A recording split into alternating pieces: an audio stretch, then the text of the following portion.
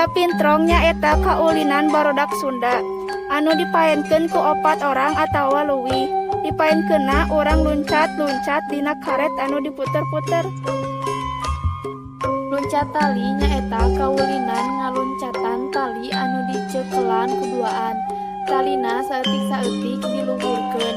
Dipaenkeun ku 3 urang leuwih make tali nu panjang. Biasana tina bahan nu leuleuy liat sangkan teu ngabahayakeun atawa tisaringked. Kulantaran ieu, biasana tali teh dijieun tina karet gelang ditumbu-tumbukeun jadi panjang.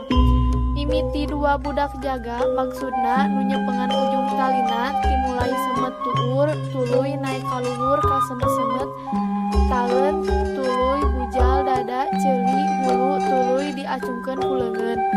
Cara mainna budak nu teu nyekel tali kudu diajeleun saluhureun bates tali tea.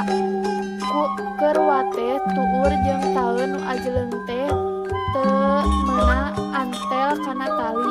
Antel manehna lasut alias kudu ngentenan nyekel tali. Timimiti wates bujal kaluhur nu ajeleng meunang antel kana tali. Beunang oge make teknik dikepong nyaeta suku kenca meulit kana tali dipurilitkeun tuluy disusul suku katuhu.